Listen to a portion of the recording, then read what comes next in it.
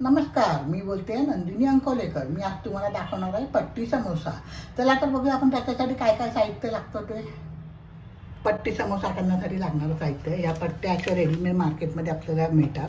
अशा पट्ट्यांचं पाकिट असतं, त्या पट्ट्या आपण घेऊन यायच्या आणि त्याला आता बाकीचं साहित्य लागणार आहे. आपलं फिलिंग करायला मी जाडे पोहे, जे आपण कांदा बटाट्यासाठी पोहे वापरतो ते पोहे वापरलेले आहेत. ते पोहे साधारणपणे मी 2 ते 2.5 कप घेतलेले आहेत आणि काही धुतलेले वगैरे नाही आहे. आणि त्याला आता बाकीचं साहित्य लागणार आहे. हिरवी मिरची आपल्या आवडीनुसार कमी जास्ती करा. 2 टेबलस्पून आलं घेतलेलं आहे मी तुकडे करून. चवीनुसार मीठ, 2 टेबलस्पून लिंबाचा रस, 1 बाउल कांदा बारीक कापून घेतला आहे, 1 छोटी वाटी कोथिंबीर घेतलेली आहे, 2 टेबलस्पून ओलं खोबरं घेतलं आहे आणि समोसाच्या पट्टी चिकटवायला हे गव्हाच्या पिठाची पेस्ट करून घेतलेली आहे. आणि तळण्यासाठी आपल्याला तेल लागेल आणि पोहे भिजवण्यासाठी आपल्याला पाणी लागणार आहे.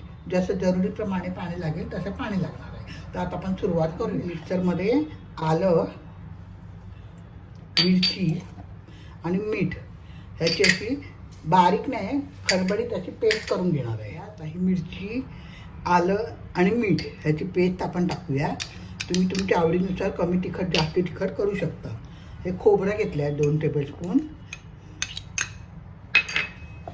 कोथिंबीर घेतली आहे मी 1 वाटी बारीक कापून घेतलेली आहे. 1 वाटी कांदा घेतला आहे बारीक कापून.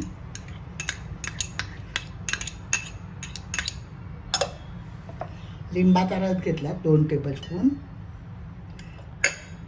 आता हाताने आपण हे सगळं नीट मिक्स करायचं आणि थोडासा पाण्याचा हपका मारायचा. पोहे ओले करायचे, फक्त आपण भिजवायचे नाहीत. म्हणजे आपण कांद्या पोह्यासाठी करतो तसे भिजवायचे नाहीत, फक्त ओले करायचे.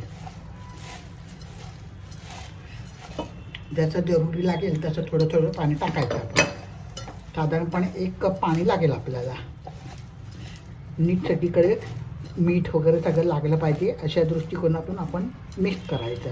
हा मसाला एकदम सोपे आहेत करायला, तुम्ही करून बघा. एक नवीन प्रकार आहे. आतमध्ये जर तेलकट फिलिंग असेल तर ते पट्टीमुळे जास्ती तेलकट होतं. ते हा आतमधला सुका मसाला असेल ना तर खूप छान लागतो. तर करून बघा तुम्ही. माझ्या चॅनलवर नवीन असाल तर सबस्क्राईब करा, लाईक करा, शेअर करा, आपल्या मित्रमैत्रिणींना शेअर करा. हे अशा रीतीने आपण सगळा मसाला करून घेऊया. आता आपण त्याच्यामध्ये समोसाचं पट्टीमध्ये सगळं आपलं पोह्याचं फिलिंग भरूया. आता पहिल्यांदा ही पट्टी घ्यायची, अशी इथपर्यंत फोल्ड करायची आहे. बघा ही पट्टी आहे, ही पट्टी अशी इथपर्यंत फोल्ड करायची. हा पोर्शन जरासा वरती आला पाहिजे. मग आपण इकडनं हा फोल्ड ह्याच्यावर टाकायचा असा. आणि मग ह्याच्यामध्ये आपण पोह्याचं फिलिंग भरायचं.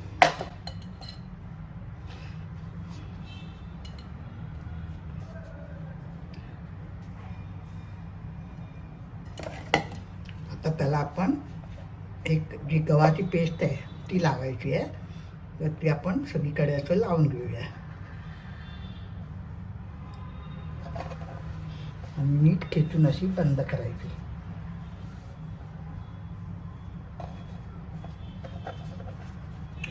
यातून पण पेस्ट लावून ह्या पण पट्ट्या आपण फोल्ड करायच्या.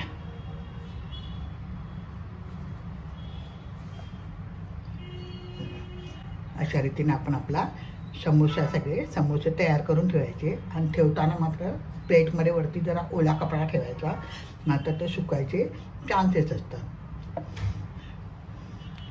जरासं इथे आपल्याला जर भूक वाटत असेल तर आपण गव्हाचं पीठ लावून बंद करायचे, म्हणजे तेल आतमध्ये जाणार नाही.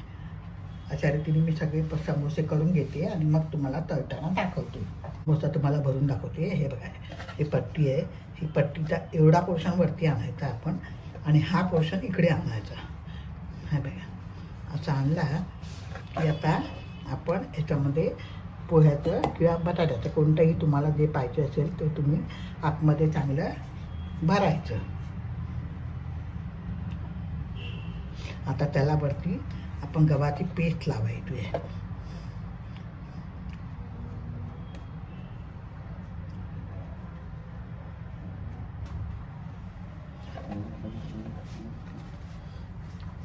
छान खेचून घ्यायची अशी त्याला.